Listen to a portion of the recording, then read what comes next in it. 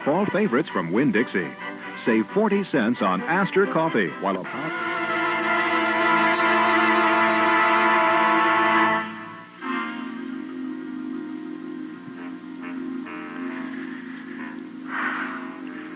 A simple feather duster.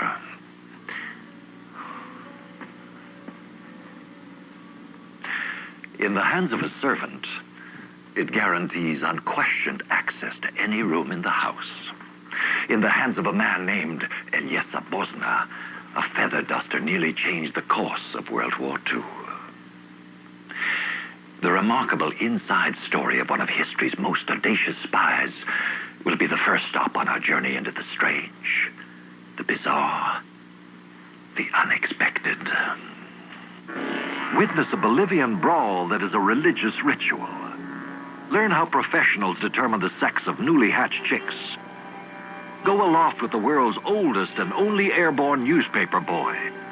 Slurp along with the experts who determine the quality of the coffee that goes in your cup. Take a bumpy ride on the oldest bucking horse on the rodeo circuit. Run with the bulls in Pamplona, Spain, to see how young men risk death to prove their courage. Mount up for a violent contest in Central Asia. See how the famous Lipizan horses in Austria are trained in defensive maneuvers. Join the guests at a posh tea party in England. Tap along in a celebration of an American art form. Get above the crowd with stilt dancers in China. Join an amazing troupe of break dancers in New York. The strange, the bizarre, the unexpected. These are the kinds of subjects a man named Robert L. Ripley challenged us to believe it or not. Anchor at Turkey. Despite the fury of the Second World War raging around its borders, Turkey remained neutral. Intrigue, schemes, and fantastic plots filled the air. All the hostile powers, including Britain and Nazi Germany, maintained embassies in Turkey's capital, Ankara. One day, a man by the name of Eliesa Bosna was sitting in a cafe, much like this one, sipping coffee and reading the want ads. He needed a job. There was an opening at the British Embassy, and since Bosna was a smooth, fast-talking, thoroughly ingratiating gentleman, he soon landed himself a plum of a position. Personal valet to Sir Hugh Knatchbull Huggeson, the British ambassador himself. The embassy Bosna came to may have seemed far removed from the war, but in fact, it handled a steady flow of vital, secret information. Bosna quickly settled into the embassy's routine and made an intriguing discovery. Embassy personnel sometimes handled highly secret papers with a casualness that bordered on carelessness. On occasion, they even left them lying about in unlocked drawers. Bosna had always aspired to be more than a servant. This was the opportunity of a lifetime. He decided to become a spy. But there were so many papers around. Bosna's first problem was to pick out the really valuable ones, the ones the Germans would pay a lot to see. Bosna soon learned that his employer, the British ambassador, was doing the selecting for him. At night, when the ambassador left the embassy and returned to the residence next door, certain papers went along with him, under lock and key. These were the ones Sir Hugh needed to study and consider at length. They were his homework. They were the really valuable ones. Bosna studied the possibilities, made a small investment, a camera and a piece of wax, and then made his move. As the ambassador's valet, Bosna had the complete run at the ambassador's private quarters. Using the wax, he made an impression of the box key. From the impression, He made his own key. Some days later, while the ambassador was having his morning bath, Bosna used it. When the ambassador went to breakfast, Bosna slipped down to the servants' quarters. Here, in the privacy of his own room, Bosna needed only a few moments to photograph the papers. He had to work quickly. It was essentially return to the ambassador's bedroom, put the papers back in the box before they were missed. Then, Bosna contacted the German embassy across town and struck a deal. He insisted on payment in British pounds rather than German marks. Despite his implied opinion of their chances for final victory, the Nazis quickly agreed to pay Bosna 15,000 British pounds for every roll he supplied.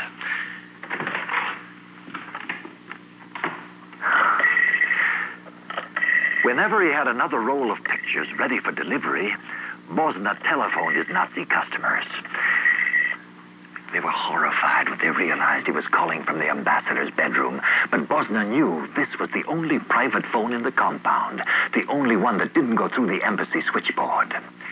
It was a great and profitable game for Bosna. It lasted about 6 months. Bosna had nerve, but he was no fool. He knew when to quit. The Germans were making enough use of his information to tip the British off there must be a leak inside the embassy. Before they could figure out he was that leak, Bosna packed his bag, quit his job, and left. The Germans had paid Bosna 300,000 pounds, the equivalent of $1.5 million. He gave them their money's worth because the information included the Allied plans for the D-Day invasion. Had the Germans acted on this intelligence, the invasion might have been repelled. The Nazis failed to use it because Bosna's information contradicted Hitler's fixed convictions about the invasion site. Hitler was wrong, of course, and Bosna was quite right in demanding payment in British money rather than German. Bosna invested his cash in real estate that boomed after the war. He was well on his way to becoming an established member of the wealthy elite when the Turkish government seized him for, of all things, passing counterfeit money. The Germans, he learned, had been paying him in phony currency all along. Ilyesa Bosna, the daring master spy, ended his days working as a night watchman, but not on Embassy Row.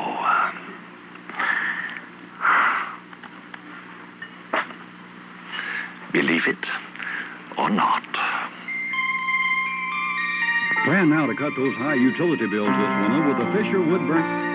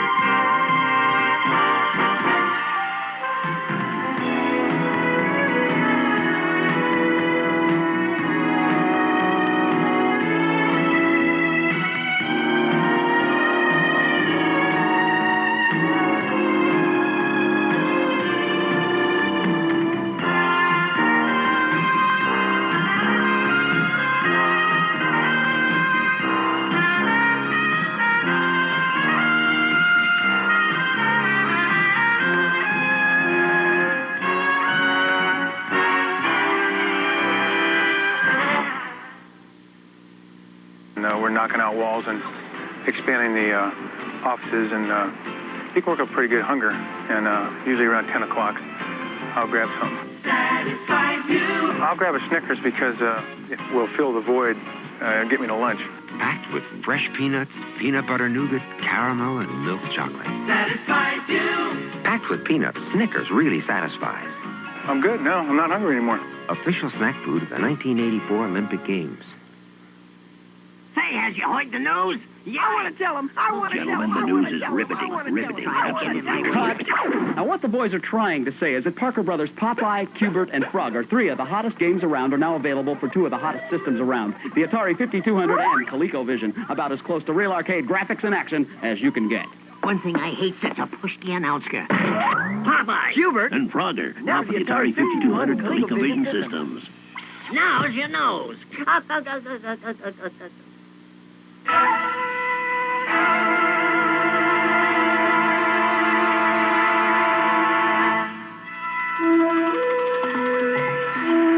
Now Bay, on the west coast of the big island of Hawaii, remote and peaceful, a lonely outpost of a vanishing paradise. Yet it wasn't always quite so peaceful. Imagine the scene that occurred here more than once in the old days. A desperate man plunges into the ocean over there, swimming for his life.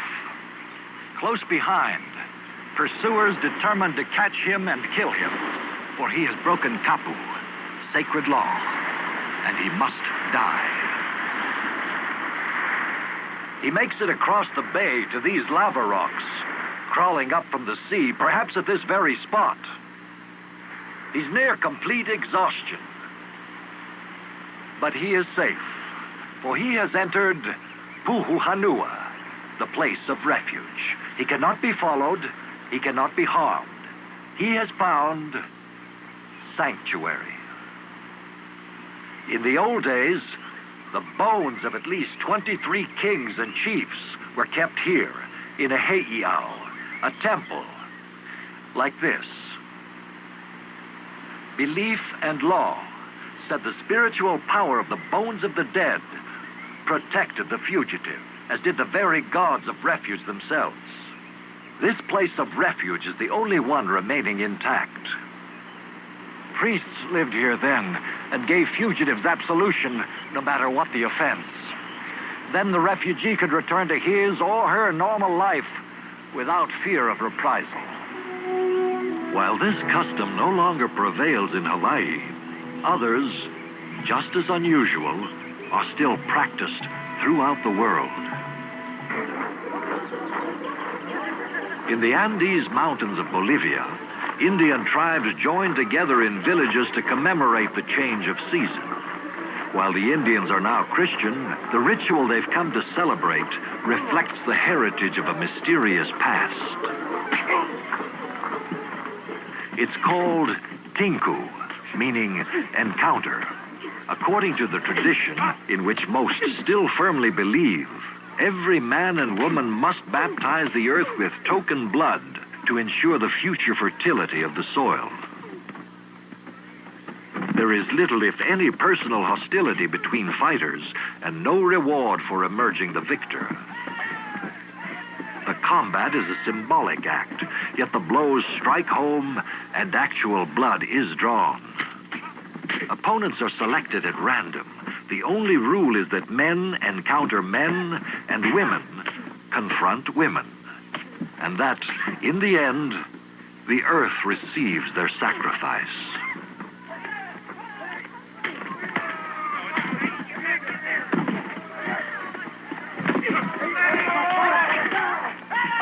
The brawling continues for 3 days. For Indians from the high plains of Bolivia, such violence has been an act of worship, an aggressive appeal for a bountiful harvest. Near Hiroshima, Japan, a similar appeal is expressed by a more gentle ritual. For Shinto priests, the ceremony requires elaborate preparation. It is dictated by a legend which tells of the journey of an ancient god who was led to this place by a pair of crows, bringing good fortune with him.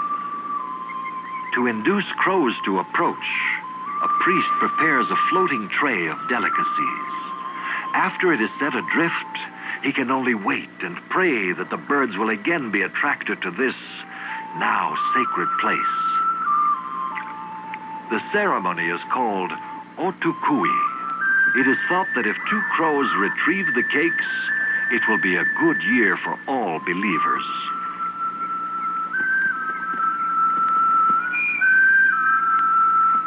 Unless another appears, the ritual will have been in vain. It is also thought that if there is even one sinner amongst the worshippers, their prayers will be denied.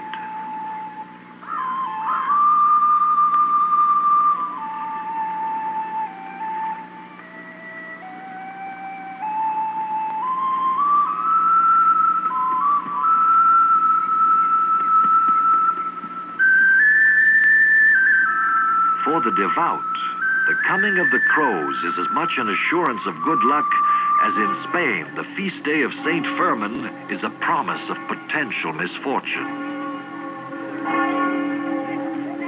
A 400-year-old tradition begins solemnly each July 7th, but is soon transformed into one of the most colorful and raucous festivals of the European summer.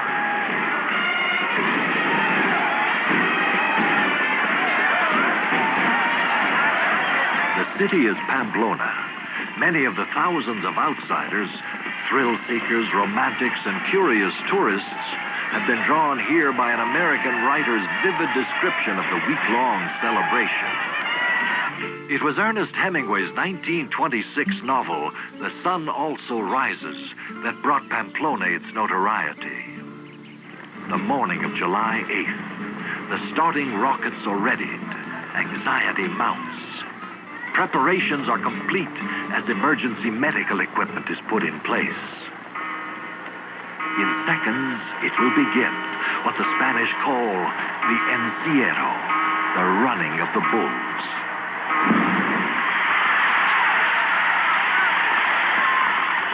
From bullpen to bull ring is a distance of only 1,000 yards, but anything can happen along the narrow street called Santo Domingo.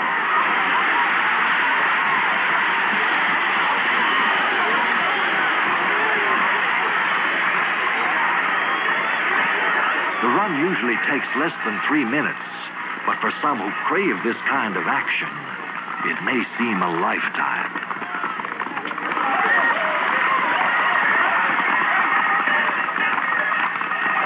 What authorities fear on this dangerous street happens today. A bull breaks from the herd to attack a vulnerable runner on the left side of the street.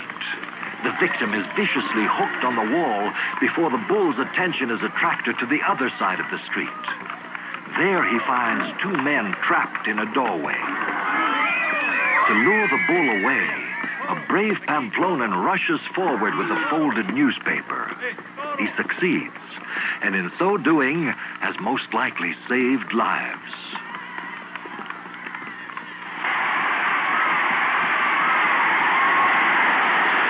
Once in the Plaza de Toros, the mayhem is magnified. The illusion of safety in numbers makes the young men bolder and more daring than they were in the narrow street.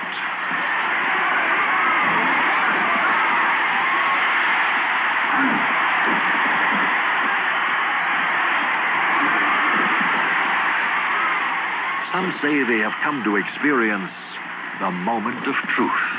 Others to prove their bravery to sweethearts, comrades, or themselves.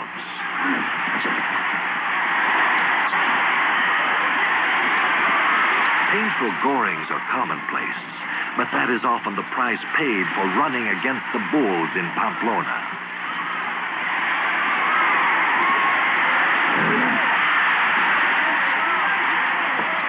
This man will be hospitalized, yet for those who survive such an encounter, the scars may become a badge of honor, a source of future pride.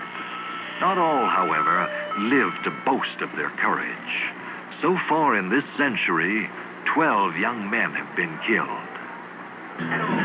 Despite the danger, or perhaps because of it, Pamplona is a magnet for young men seeking an escape from the humdrum. For them, to challenge the bulls each summer is a risk that is worth the glory. Believe it or not. Men of the Bahil tribe of India believe being suspended from a hook while wearing women's clothing is a cure for infertility. Believe it or not. In a moment, hold on for a bumpy ride aboard the oldest bucking horse on the rodeo circuit. Examine the way poultry professionals separate the sexes. See how experts make sure you get nothing but the best. Take a look at the amazing moves of a dance troupe in New York. Sip tea with a horse in England. Hey, this toothpaste is topless.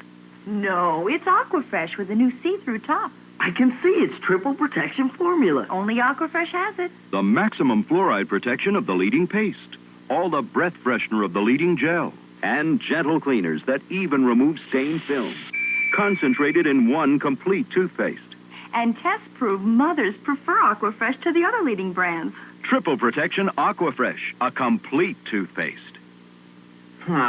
Don't lose your cool. Put your throat on Nice. Ice for a sore throat? Nice medicated lozenges. Sugarless Nice showers minor sore throat pain with medicine for temporary relief. And Nice actually absorbs heat to cool your mouth and throat. Feels slickery. Slickery? Yeah, slick, slippery, slickery. And I feel better. Good. Gin. Oh. For temporary relief, put your throat on Nice. For nice, cool pain relief. Presenting the Halston 3 Lifestyle Collection. Career Lifestyle. Holiday Lifestyle. A totally new fashion point of view for the modern American woman's lifestyle.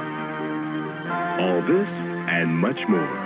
Halston 3 exclusive designs. Available at JCPenney. Thursday. It's a laugh a minute when Robert Guillaume and Emmanuel Lewis host the world's greatest commercial goose. You stop laughing. Then some doctors have no vacations. He's fading fast. And when the beast gets the beauty, Trauma Center gets the call. Then, a rare personal look at one of the most incredible performers of our time. You mean you want to know about my love life? Barbra Streisand on 2020. Thursday, all starting at 8, 7 Central and Mountain.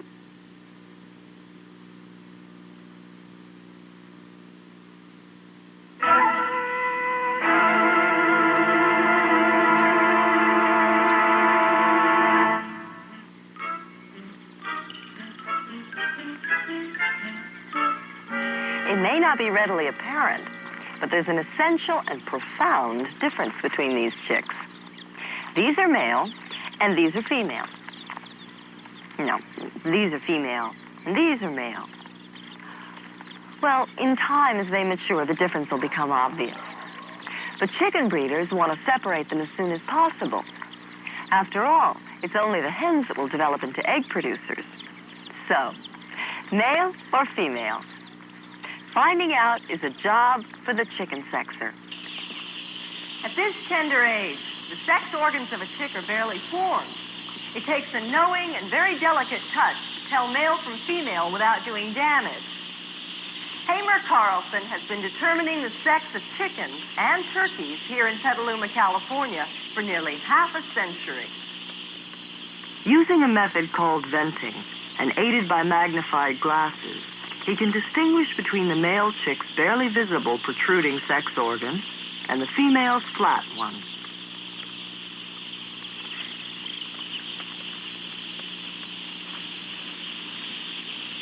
Since he works by the piece, Mr. Carlson has kept records. He's done this job more than 50 million times so far, with an accuracy rate of 99%. It may seem a bizarre way to make a living, but then wherever there's a job to be done, someone somewhere, sooner or later, will be willing to tackle it. Dominating the beautiful Bay of Rio de Janeiro, Brazil, a 13-story high statue of Christ rests serenely atop a mountain peak. Since its completion in 1931, the statue has been one of the city's most admired attractions, a must for both tourists and the devout. From amidst the crowd, two men with buckets, the Ferreiro brothers, are about to begin a unique assignment for which they first volunteered in 1962.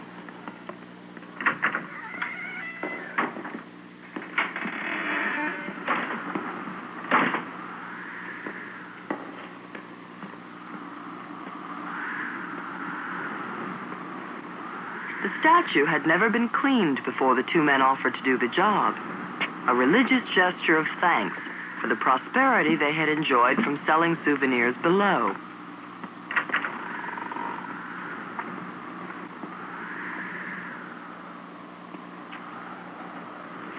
Twice a year they would undertake the perilous job, washing down with soap and water the 30-yard-long arms and 20-foot-high head of the sacred monument.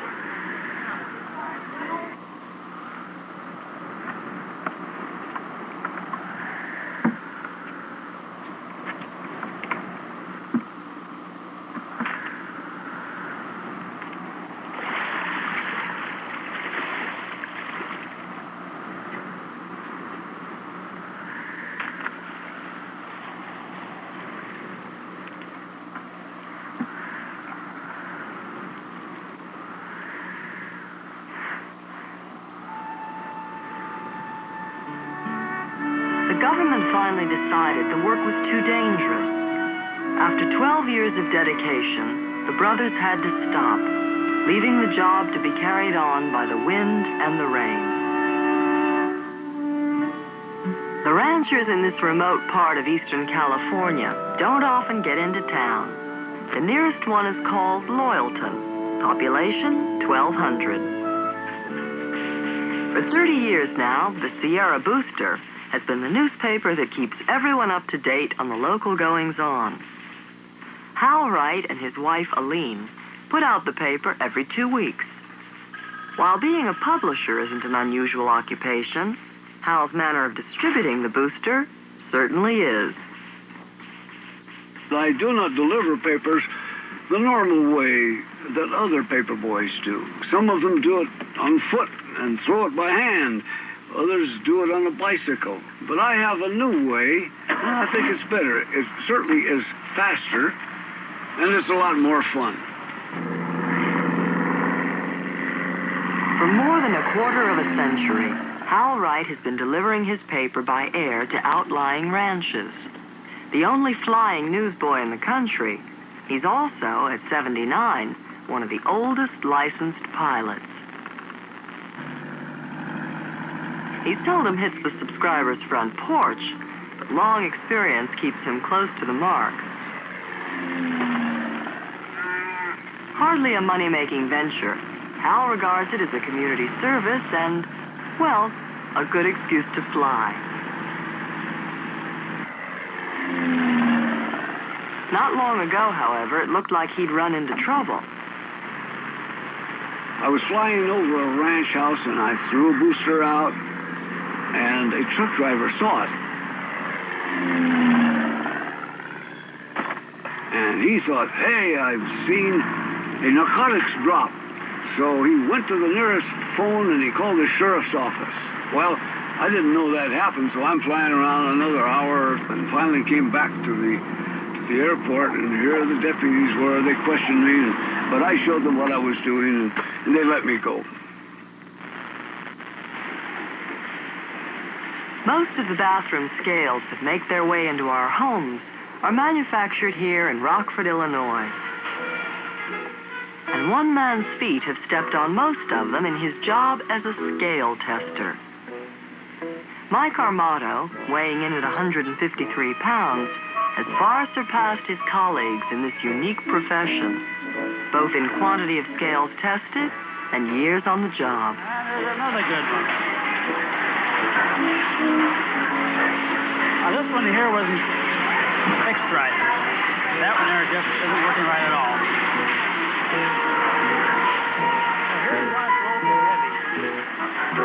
Amazingly enough, technology hasn't replaced the human element in this assembly line, a line on which Mike tests 5,000 scales a day. After 34 years with the firm, Mike Armato recently retired, leaving a legacy of some 50 million scales that read true. In downtown Manhattan, within the complex called the World Trade Center, resides the Commodities Exchange Center. Here in the pit, gold and silver futures are bought and sold, as well as fossil fuels, cotton, and orange juice.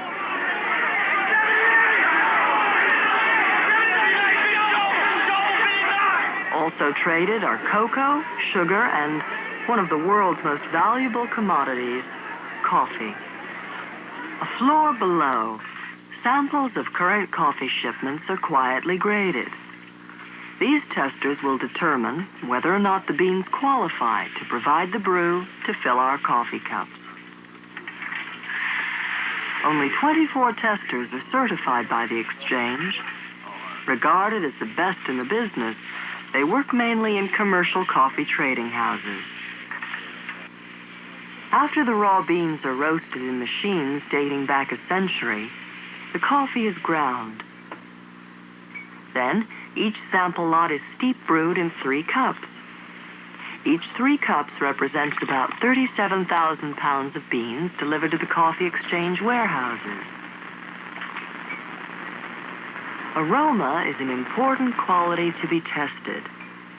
It shouldn't be too earthy in smell, an indication of substandard growing conditions.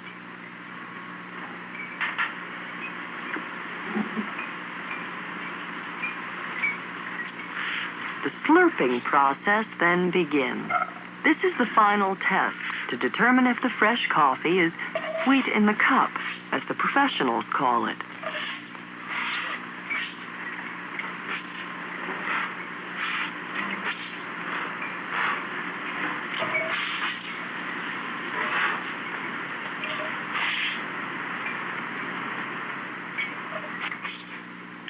It's never swallowed, but swished around the taster's trained palate. Justin Colton has been a tester with the exchange for 20 of his more than 30 years in the business. Mulling over in my own mind as to how many cups I've actually tasted in my career in the coffee business, and as large as it may sound, I've come up with a number of about 900,000 cups. One might expect a professional coffee tester to prefer another beverage after a long day at the office, but the rendezvous spot for Justin and his colleagues is where else? Believe it or not. Sherpas, the professional porters of Nepal, use needle and thread to patch the flesh on soles of their feet. Believe it or not. In a moment, take a raucous ride in a violent contest in Central Asia. Celebrate a toe-tapping original American art form. See how Lipizan horses are trained to kick up their heels. Get down to basics with an amazing group of dancers in New York. I'd like to introduce you to Bare Elegance, the one-step moisturizing body shampoo. With Bare Elegance, you don't have to step into the shower to get clean, then step out of the shower to moisturize. Bare Elegance does it all. It works with the heat of the shower to wash in moisture and wash away dryness. So you don't need soap anymore, and you don't need moisturizers anymore. All you need to feel soft and smooth is Bare Elegance. Bare Elegance. It's all you need in the shower.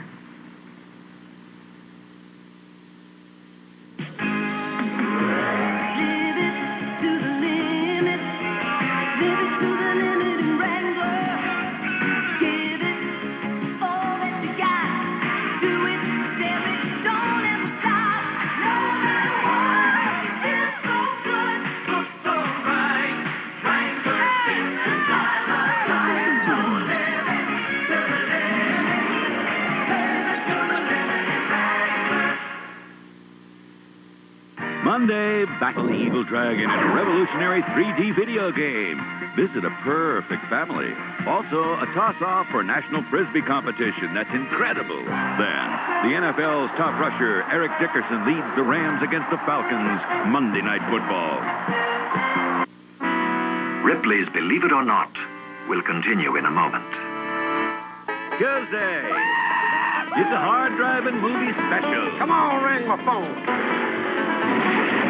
Look out, Junior! It's Burt Reynolds, Sally Field, and Jackie Gleason smoking in the Bandit 2.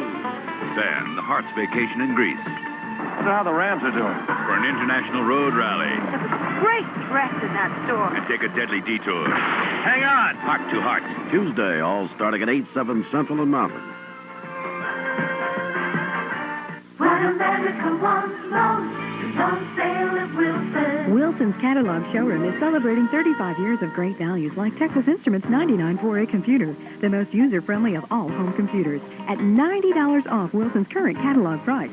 Wilson's lowest price ever, just $49.87 for a Texas Instruments 99 for a computer. The 35th anniversary sale at Wilson's Jewelers Catalog Showroom. What America wants most costs less at Wilson's.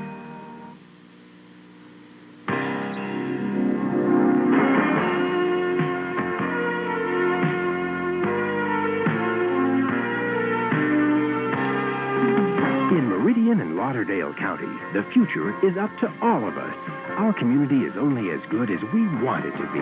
But when we all work together, we've got what it takes to build a better tomorrow. Meridian, it's everything we want it to be. WTOK TV, Meridian.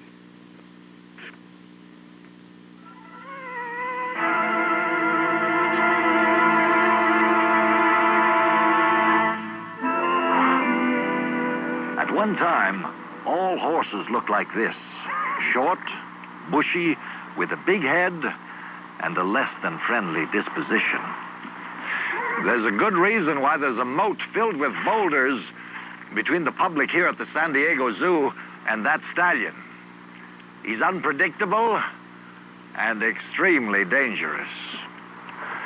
Even his keepers have to approach him with great caution, for this horse has never been tamed, bridled, or broken to the saddle. He is the unchanged model of the original version that grazed freely over 1 million years ago. A specimen of the oldest horse in the world.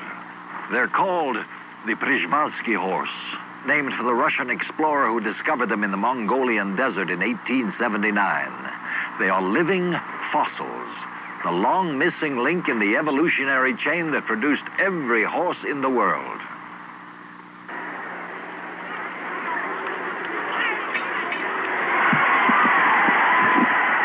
Temperamentally, the bucking horse is clearly related to his Russian ancestor. He simply won't accept the idea that he was meant to be ridden, even for the 8 seconds required in rodeo competition. Broncos can't be bred to be ornery and independent. They have to be born that way, or turn sour, as the riders say, after they've grown. This horse, High Tide, is considered one of the best bucking broncos in the history of the sport. A great-grandson of the legendary thoroughbred Man o' War, he was an average saddle horse until the age of 14, when he turned sour and began bucking riders high in the sky. For 20 years, High Tide has been a favorite of the top riders because, whether they win or lose, he always delivers a good, bumpy ride.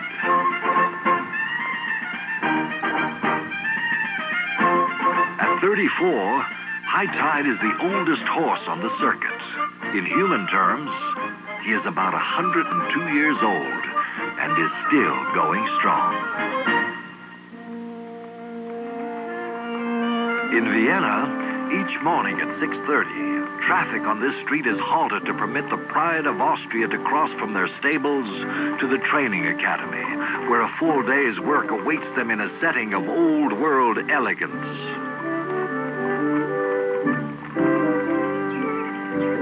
Acknowledged throughout the world as a unique breed, the Lipizans are masters of an art called dressage. Complex maneuvers and formations accomplished without the riders giving any perceptible commands. Centuries ago, their ancestors led kings into battle, prepared with these awesome defensive moves.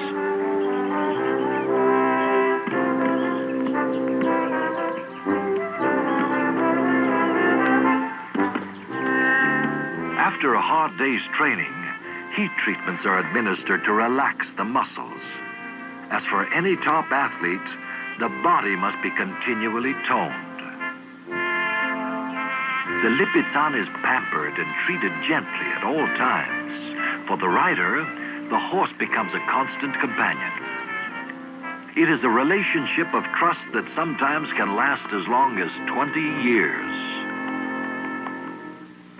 training begins at age 3, and it usually takes 4 years to prepare for a showing such as this. In a performance that resembles a ballet, the Lipizan displays the results of a 4-century-old tradition of man and horse working in perfect harmony. In Central Asia, another horse has been bred to work as one with his rider, but for a totally different purpose. A calfskin filled with sand has been soaked in water. It weighs some 80 pounds and will become the center of a violent competition. Both the sport and horse are called bouskashi, and there's nothing quite like either anywhere else in the world. The object of the game is to scoop up the heavy calfskin and hold on to it while fighting off the opposing team. To win, they must race around both goals and drop it in the victory circle. Yet it is the horse, as much as the rider, that determines the outcome. Allowed to run free for 3 years before first mounted by his rider, he is taught to endure extreme heat, blinding dust, and, most importantly, to know no fear. The rider must have complete confidence in the speed and courage of his horse. Otherwise, bouskashi, a violent sport to begin with, would become a deadly game.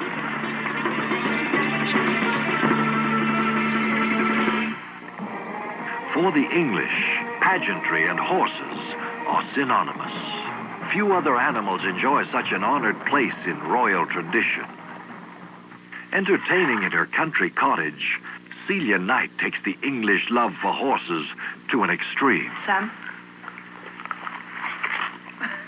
Sam is 4, and I've had him for 6 months now. He just loves human beings. He's very, very fond of all of us. And he knows I adore him, and in return, he seems to love me. Of course, he is a common sort of horse. Sounds rather rude. He's not a thoroughbred. And I wouldn't ask any horse into a house. But he's very placid. So he usually comes in about once a week after lunch, when we're all sitting round having coffee in the sitting room. Well, as far as house training is concerned, that's something that we've never consciously taught him. But he hasn't had an accident yet. So we just live in hope. I have a feeling that the time that he does disgrace himself, that'll be the end of his invitations into the drawing room. Affection for horses takes many forms. But even the most loving cowpoke couldn't hold a candle to a horse lover of ancient time, the Roman Emperor Caligula.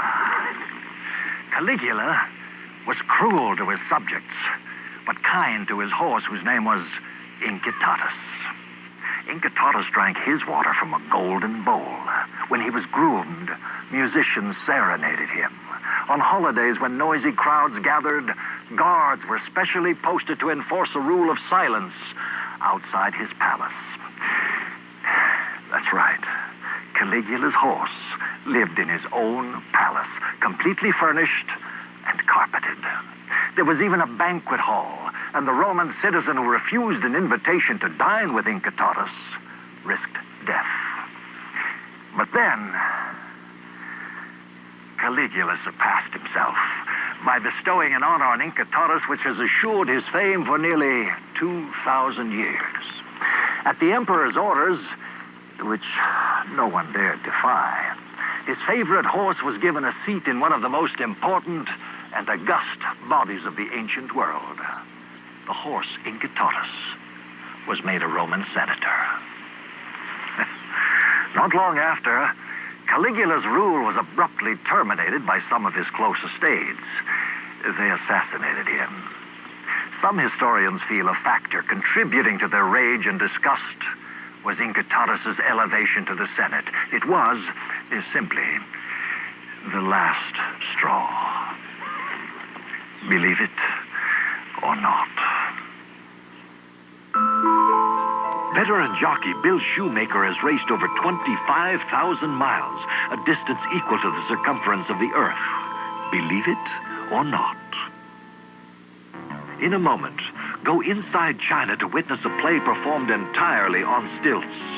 Tap along to celebrate an original American art form. Make all the moves with an astounding troupe of breakdancers in Manhattan.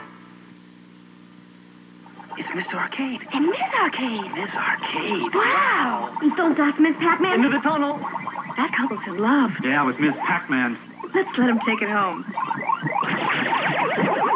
It's the official tabletop version of Midway's Ms. Pac-Man. Look, changing mazes and tunnels just like the arcade game. Our very own Miss Pac-Man. They'll give her a good home. And now Mr. Arcade shrinks prices with a $10 rebate on all Coleco tabletop arcade games. Kodak introduces the extraordinary Kodamatic Trim Print Instant Color Film. Unlike an ordinary instant print, the extraordinary trim print lets you lift off the image to capture the color just the way you like it. And now look how slim I am. Here I am. I slip into places the ordinary bulky instant picture doesn't fit. He didn't tell you. Trim print is only for Kodamatic instant cameras. What? You didn't tell him it's only from Kodak. Extraordinary trim print. No matter how you cut it, your hair needs Vidal Sassoon. Shampoo to cleanse. Protein remoisturizer to condition. Finishing rinse to seal and protect. 3 simple steps to keep your hair shining, manageable, healthy looking. No matter how you cut it. Because if you don't look good, we don't look good.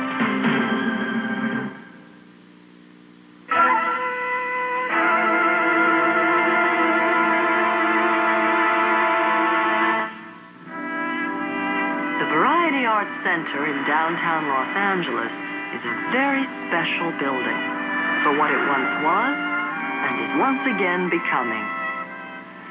Since the mid-70s, a major restoration project has been in progress both outside and inside the center. It has become a permanent home for old scripts, gag files, props, playbills, and pictures. All the valuable memorabilia of the Variety Theater of America. There's a nostalgia that you can almost reach out and touch when you walk up onto a stage as rich in theatrical tradition as this one. Opened as a civic-minded ladies' club in the 20s, it soon became a showplace for comedy, drama, and musicals. After those boom times, however, the theater experienced a series of lean years. But now, once again, it echoes to the sound, the excitement of live entertainment, like this. Gene Bell has been dancing before the public since he was 10 years old. His enviable talent has brought pleasure to countless thousands throughout the world. And at age 67, he's still in demand. Thank you. Now we're going on down the avenue. Now catch this. Oh, look at here. Most experts agree that tap dancing is an authentic American creation, originating in urban ghettos where Irish immigrants and free blacks intermingled in the 1840s.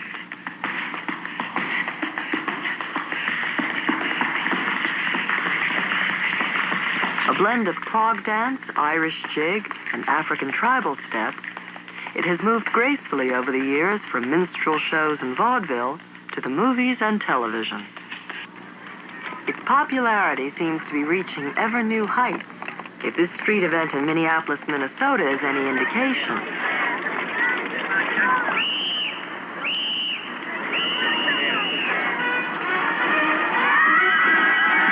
To celebrate the opening of an arts center, more than 1,800 citizens volunteered, rehearsed, and finally performed a record-making tap dance spectacle.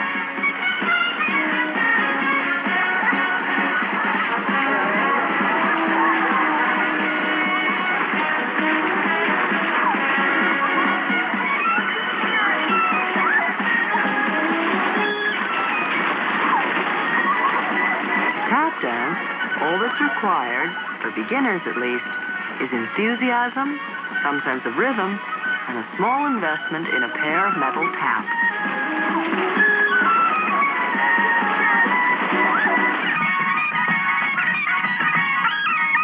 In Longbow Village in northern China, however, a unique folk dance makes a far greater demand on the performer. The dancing is choreographed entirely on stilts.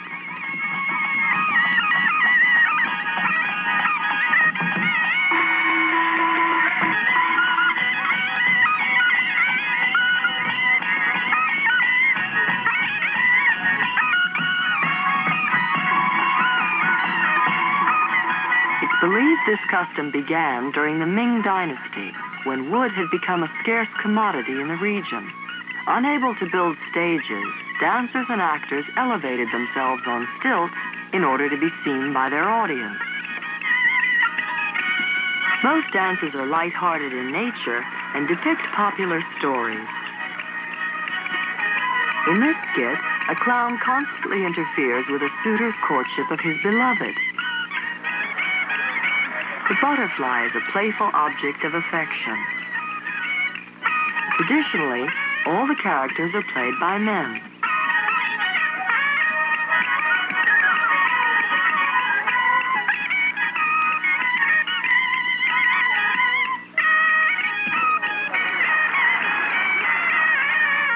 The audience knows the sweethearts will be united once the clown is out of the way, and they know how he'll be foiled.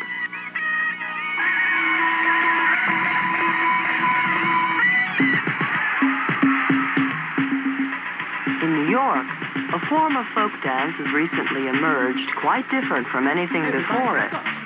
It's called breakdancing, an improvised, breathtaking mixture of gymnastics, dance steps, and martial arts movements.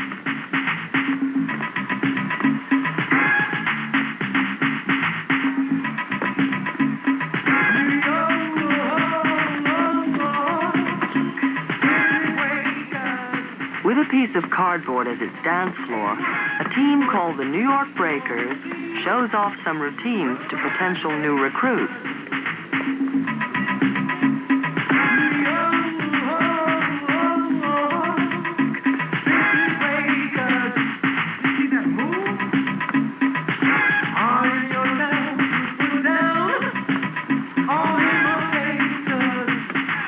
Originating in the Bronx, breakdancing has shifted the energy of many teenage gangs from street fighting to street dancing, competing creatively in public.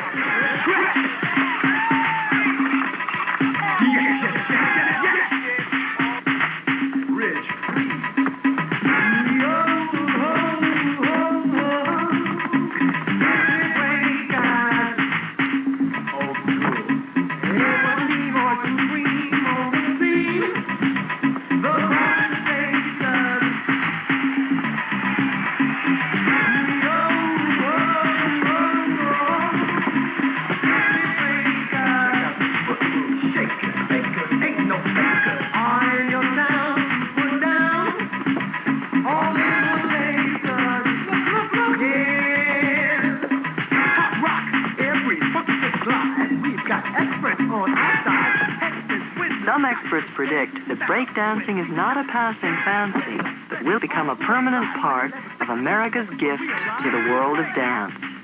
Believe it or not.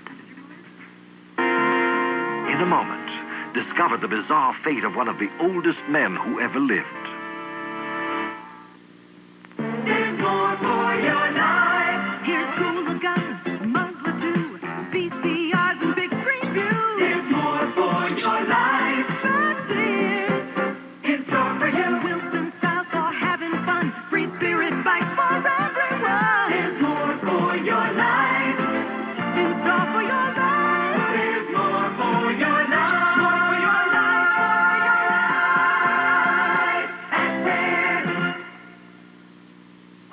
want more bits, more bits, more bits in my kibbles and bits, more bits in my kibbles and bits, more bits in my kibbles and bits, in my kibbles and bits. Introducing Kibbles and Bits and Bits and Bits. New crunchy bits, new chewy bits, more new and different kinds of taste than ever before. New Kibbles and bits and bits and bits. New Kibbles and Bits and Bits and Bits. Now more bits in every bite. More bits.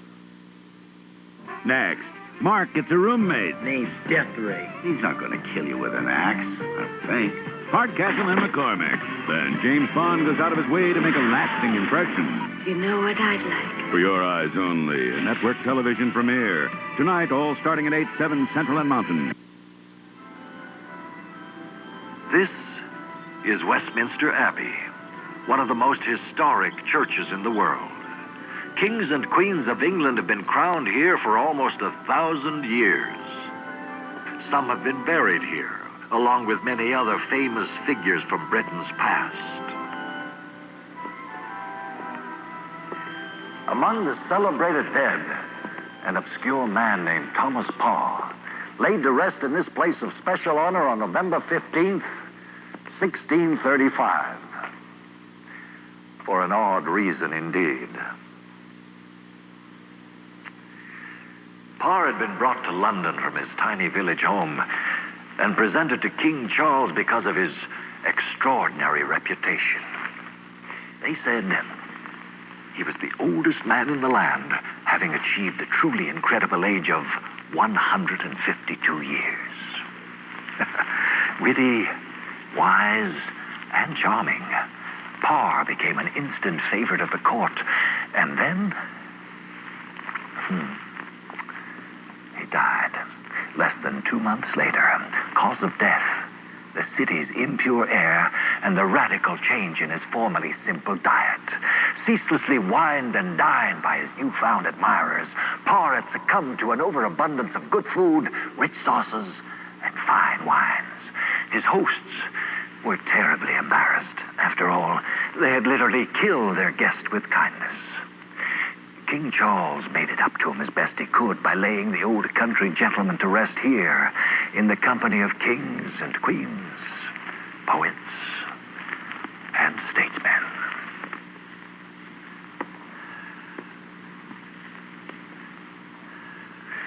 Thomas Parr, born 1483, buried here November 15th, 1635.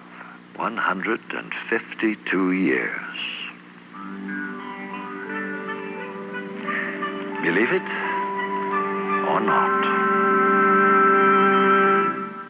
Next on Ripley's Believe It or Not, join a herd of elephants on a bizarre visit to the bones of their ancestors. Discover how explosive experiments may find new ways to save your life.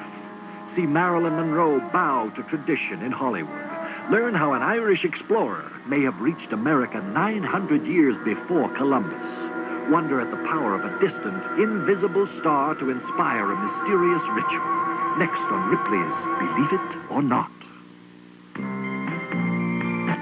This is David Hartman. Tomorrow, Tony Geary and Jeannie Francis, Luke and Laura together on Good Morning America. Also, Rex Harrison. And what do you know about safe driving? Take the Good Morning America driving test on Good Morning America.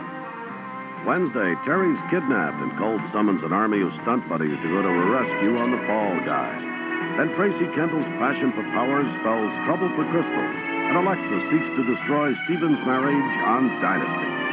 Now stay tuned for Hardcastle and McCormick next on ABC.